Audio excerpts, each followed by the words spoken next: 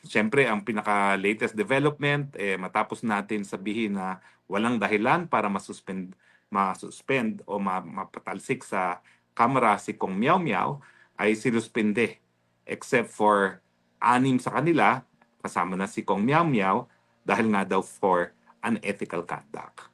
Pero alam nyo, himay-himayin po natin ha. Napaka sama po initong desisyon ng Kamara de Representante. Bagamat kinikilala natin na ang Korte Suprema ay maraming beses na sinabi na talagang merong kapangyarihan ng Kongreso na disiplinahin ang kanyang mga miyembro. Pero sa akin lang, ano ba talaga ang dapat na ma-classify as unethical conduct? Kasi ang sinasabi nila, yung pupula ni Kong Miao Miao kay Marcos Jr. na sinabi ng kanyang kapatid na bangag ay unethical conduct. Sa akin po, una-una, labag po talaga yan sa salik ng batas. Malayang pananalita, malayang pag-iisip. Bakit importante malayang pananalita? Kasi sa demokrasya, lahat tayo may boses. Sa demokrasya, lahat tayo naghahanap ng solusyon sa ating mga problema bilang isang bansa. At sa pamamagitan lamang ng malayang pananalita sa mga matitinding debate na malalaman natin kung anong solusyon sa ating mga problema. So sa akin, labag na labag yan sa kalayaan ng malayang pananalita and therefore unconstitutional. Pero bukod pa dyan, para bagang gumawa ng bagong batas ang ating Kongreso, no? Kasi alam mo, may mga ibang bansa gaya ng Thailand, at ako naman po ay nakapunta na sa UN Committee on Human Rights, na nagsasabi na itong Les Majest Law ng Thailand ay labag sa kalayaan ng malayang pananalita, at nagkaroon na ng desisyon ng UN Human Rights Committee na ganyan nga po, na yan talaga ay labag sa kalayaan ng malayang pananalita. Ano ba yung Les Majest sa Thailand? Ang les majest, pag pinulaan niyo po ang hari, pwede na kayong ikulong.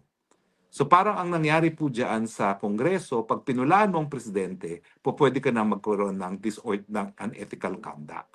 Yan po ang ibig sabihin niya. No? Yan po talaga ay malinaw na subsequent punishment kapag isang tao ay malayang nanalita. So sa akin po, dangerous president po yan. At dahil sila ay Kongreso, para bagang sila'y bumuuna naman ng batas na meron ng les majest sa Pilipinas, na kahit sinong kongresista na pupula ngayon sa presidente, pwedeng mapasipa, pwedeng matanggal sa pwesto, pwedeng masuspinde, gaya ng laki Kong Miao Miao. Pero sa akin, sa tingin ko naman, talaga naman pong anyo na ng Marcos administration na supilin talaga ang malayang panandalita dahil alam nila na kapag ikaw ay pumupula, ikaw ay hindi Marcos forever, ikaw ay banta sa kanilang pananatili sa kapangyarihan at ikaw ay patatahimikin. Wala pong pagkakaiba ang ginawa ng Kamara doon sa ginawa ng Huwad Committee na ako, yung mga vloggers, lahat po yan ay pinakulong, tinakot, pinahiya.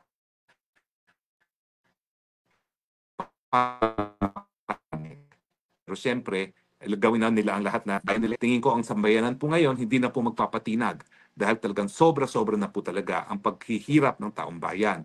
Sobra na po ang pagkagutom, sobra na po ang kanilang pagdurusa pagdating na ng panahon ng baha. Ngayong alam naman po nila na 1 trilyones sa nakalipas na 3 taon lamang ang nalustay na ng mga taong gobyerno sa kanilang pangurakot. No? So imbis na napupunta sa mga proyekto para maibsan nga ang epekto ng mga flood control, alam nila na linalamon ng mga buwaya yung pondo yan. Dahilan kung bakit sila literally namamatay at naghihirap sa tuwing panahon ng tag-ulan. Pero bukod pa po kay Miao Miao, meron po akong nakausap. Malapit na malapit kay Presidente, malapit na malapit kay House Speaker Martin Romualdez. At ito po ang kauna-unang pagkakataon na naging malinaw sa akin kung ano talaga ang plano ng Marcos Bangag. Alam nyo mo, yung plano naman niya parang alam na natin. Pero ngayon talaga dahil super lapit siya at kaya naman siya nagsalita sa akin dahil hindi na niya maatim, no? At talagang nagnanais na siya na malaman ng taong bayan kung anong plano para ang taong bayan na magsisanti dito sa presidenteng ito, minabuti niya sa akin na talagang sabihin kung ano ang mga plano ng mga bangag. Unang-una, hindi lang po siya mag-i-stay hanggang 2028. Plano po talaga ni Marcos Bangag manatili sa pwesto beyond 2028. Paano nila gagawin yan? Sa pamamagitan pa rin po ng charter change. Totoo po yan. Buhay pa rin ang charter change. Ang gagawin po nila, tatanggalin nila ang term limits at dahil hawak nila ang makina na nagbibilang ng boto, hawak nila ang COMELEC, magkakaroon po talaga yan ng Marcos forever. Hindi po nila planong bumaba sa 2028. Malinaw po yan. So sa mga dilawan, sa mga pulahan na nagsasabi na mas mabuti pang mag-antay ng 2028 kesa tanggalin si Marcos at paupuin si Inday Sara Duterte, I have news for you. Wala po silang planong bumaba sa pwesto. They will stay beyond 2028. Yan pong unang-una. Pangalawa, talaga pong may banta sa buhay ni Inday Sara Duterte. Alam nyo, nagsimula yan, nagsabi daw itong si Marcos Bangag na kapag may nangyari sa kanya, may pinag-utusan na siya. Huwag mong papayagang umupo si Inday Sara Duterte. Ito daw po ay nangyari bago pa magsalita si Inday Sara Duterte nung panahon na nais na dalhin sa Kongreso si Attorney Laika Lopez, no? Na sinabi rin niya na kapag may nangyari kay Inday Sara Duterte, may kinausap na siya na yariin din ang Marcos Jr. Apparently, bago pa yung insidente na yan, alam na nagbili na ang Marcos Jr. Ang sabi niya, kapag may mangyari sa akin, yariin niyo yan dahil hindi yan po pwedeng sumunod sa akin. So talagang BP Sara, mag-ingat ka po, no? Dahil sa tingin ko, ang sabi nila ngayon, bago ng usapan. Maski walang mangyari sa kanya, yayariin at yayariin, papatayin si BP Sara. Yan na po ngayon talaga ang plano. Unang plano, hindi bababa sa 2028. Pangalawa, to get rid, literally, to get rid of Inday Sara Duterte. Kumpirmado po yan. Yan na talaga ang plano nila. At pangatlo, talagang gurgurin ang oposisyon. So, nakikita nyo naman po ang ginawa nila kay Senator Bato. Hindi lang po si Senator Bato talaga ang padadala nila sa dahig. Pati po si Bongo. So, dalawa na yung nawala. So, bukod pa po dyan, nakita nyo naman ang ginagawa nila kay Chis Escudero, kay Joel Villanueva, no? At yung iba pang mga senador na dinadawit ngayon dito sa flood control scam, no? So, ang nakakalungkot nga po, gaya ng sinabi po noong whistleblower na si Zaldico, 54 billion na ang nalamon ng presidente pagdating sa mga kinukurako na infrastructure projects. Bukod pa yan doon sa 100 billion na insertion na hiningi niya. At siyempre, bukod pa yan doon sa 5 billion na confidential fund na sang-ayon dito sa nakausap ko, pinepera talaga ng Marcos Jr. Totoo po yan. Yung 100-something million, 125 million na confidential fund ni Inday Sara Duterte, wala silang tigil na nagsasabi kinurakot ni Inday Sara Duterte. Pero yung taon-taon po na minimum 5 billion at ngayon, aabot po sa 12 billion ang hinihingi niyang confidential fund. Pinepera po yan. Hindi po yan ginagamit pambili ng impormasyon. Yan po ay pinepera. Hindi pa sapat yung 54 billion at 100 billion na kinukurakot nila sa infra, pati po yung kanilang 5 billion at ngayon 12 billion na confidential fund ay pinepera nila. Binubulsa lang po at wala na po yan. Ang problema po sa confidential fund, wala nga po liquidation. Kaya mga kaibigan, hawak kayo magpapalin lang. Yung 125 million, galing din po yan dyan sa presidente nating Bangag. And yet, never nilang tinatantanan si Inday Sara Duterte. No? Pero ngayon po, talagang lumalabas po talaga taon-taon. Yung confidential fund po ni Bangag Jr., wala po yung pinagpupuntahan kundi sa kanyang bulsa. At least sa panahon ni Tatay Digong, I can assure you, yung confidential fund, lahat ng namamatay na pulis, lahat ng namamatay na sundalo, yan po ang pinagkukuhanan ni Tatay Digong para sa PGH. Yan din po ang binigay ni Tatay Digong na 100 million a month. No? Galing po talaga sa kanyang confidential fund. Dahil nga po, pag confidential fund, madali ma-release. No? So talaga pong nakikita natin ang pagkakaiba ng dalawa. O ito pang isa. Nagkaroon kasi ako ng broadcast dati na sinasabi ko na itong si Boying Remulla, nung siya ay nagnanais maging ombudsman, pag siya naging ombudsman, po pwedeng maging independyente. Kasi siya talaga ay isang politiko, alam niya ang pulso ng bayan. Pero sabi ng aking informante, huwag ka nang umasa.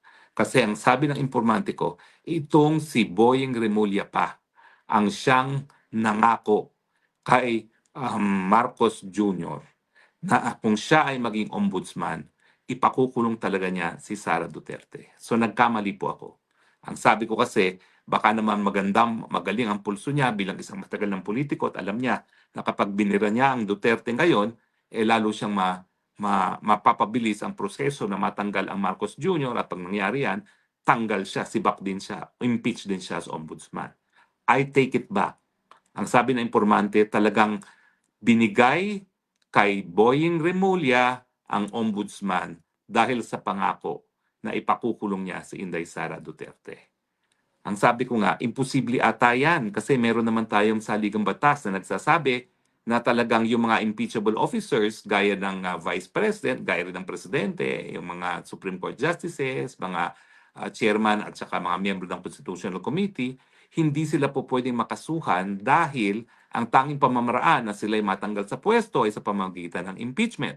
At kapag sila ay nakasuhan ng kasong kriminal na mayroong parusa na pagkakatanggal sa pwesto, yan ang dahilan kaya hindi sila po pwedeng makasuhan. Pero ang sabi nitong informante ko, positibo, ibinigay ang ombudsman dahil ipakukulong si Inday Sara Duterte. At ngayon naman po, naririnig ninyo na yung mga komunista dyan, no, yung mga terorista dyan, naghahanda na raw ng panibagong impeachment complaint dahil ngayon ay Disyembre na at ang Pebrero ay pwede na sila maghain muli ng impeachment complaint.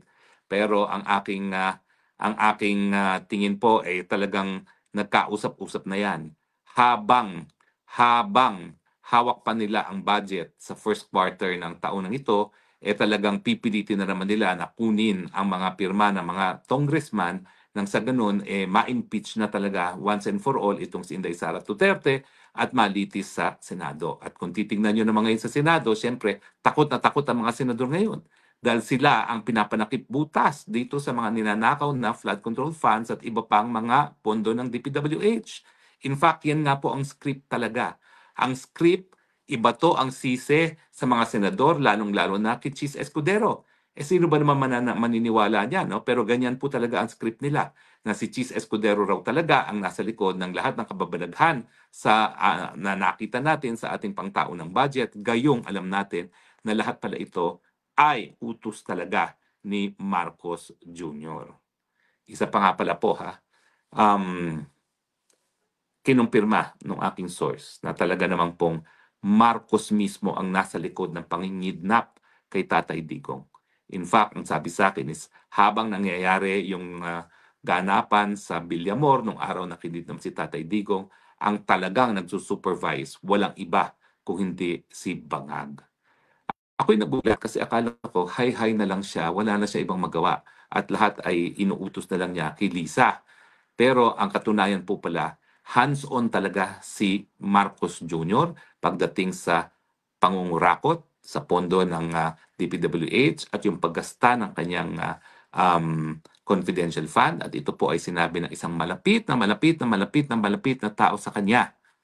At pangalawa, pati doon sa pangingitnap kay Tatay Digong, bagamat talaga alam natin na sinungaling siya, nagsasabing hindi siya makipagtulungan, pati pala yung detalye ng pagkidnap, pagsakay kay Tatay Digong sa eroplanong yan, ay si Marcos Jr. ang talagang nag-supervise ng full implementation. Dati kasi akala ko ang utak si Lisa Araneta at tinatalaga lang yung mga tao nila, gaya nila John Vic, etc. etc. Hindi po. Yung command center habang nangyayari yung Villamor, si Marcos mismo ang nagsasabi kung ano ang gagawin. Kumpirmadong-kumpirmado po yan. So mga kaibigan, ang malungkot na balita doon sa mga nagnanais na ang pagpapalit ng presidente sa 2028, wala pong 2028. Mananatili po sa pwesto ang Marcos Jr. hanggang beyond 2028 sa pamamagitan ng charter change. Doon sa mga naniniwala na si Marcos Jr. ay palagi lang bangag at ang naggagawa ng mga bagay-bagay para manatili sa pwesto, para sira ng mga Duterte, hindi po totoo pala yan. Si Marcos Jr., kapag hindi siya high, siya mismo ang gumagalaw para nga po manatili sa pwesto at sirain ang mga Duterte. At pangatlo nga pala, hindi ko nasabi, yung pagpapako sa akin sa krus ng WAD Committee Akala ko si Lisa rin po yan. Hindi. Si Marcos Jr. din daw po ang nag-utos niyan. Hindi ko alam kung bakit. Kasi alam niyo, nung eleksyon naman, ginawa kong lahat para makuhang loob ni Marcos Jr. Ako po'y nabigo. Ang tingin ko po, kasi hindi nga ako nagbabangag-bangag, kaya wala kaming common ground at wala kaming dahilan para magkaroon ng mga light moments together. No? Pero yun din po ang aking nalaman. Talagang si Marcos Jr. ang talagang nagipit sa akin, utos sa mga miyembro ng Wad Committee. At actually, baka bukas ikukwento ko kung bakit yung nangyari sa akin sa airport ay posibleng nagresulta sa aking pagpapadala sa Pilipinas. Pero bukas na po natin pag-usapan yan. Okay? So, ang mensahe, Pilipinas, kinakailangan gumalaw na po tayo. Gawin na po natin ang lahat na po pwedeng gawin para maparesign itong mga Marcos Jr. Hindi po yung kasalanan, hindi po yung incitement to sedition dahil ang resignation ay voluntaryong desisyon na gagawin ng isang presidente. At kung iyan ay talaga magpipilit na hindi siya magre-resign, kinakailangan gamitin na naman natin ang ating kapangyarihan bilang soberenyang mamamayan para patalsikin na po siya sa pwesto. Hindi po yung krimen. Ang sinasabi ko, dapat mag-people power tayo. Mapayapa, sama-samang pagtitipon para po mapatanggal na sa pwesto si Marcos Jr. dahil talaga pong siya mismo ang nasa likod ng nakawan sa ating bayan. Siya mismo ang nasa likod ng kawalan ng programa sa ating bayan. Siya mismo ang nasa likod ng kapalpakan ng gobyerno pagdating ng mga sunod-sunod na delubyo sa ating mga mamamayan. At siya po mismo talaga ang lumalabag sa karapatan ng ating mga kababayan, kasama na po sa karapatan ni Tatay Digong dahil ang kidnapping talaga ni Tatay Digong, siya po talaga ang nagpatupad. Well, masamang balita po yan, pero mas mabuting alam na natin. Kalat niyo po sa lahat ng inyong mga kaibigan itong mga katunayan nito. Ito naman po yung mga bagay-bagay na sinabi na sa atin ni Maharlika, pero ngayon po ay nagkaroon lang ng kumpirmasyon dahil napakapit po talaga ng napis sa akin.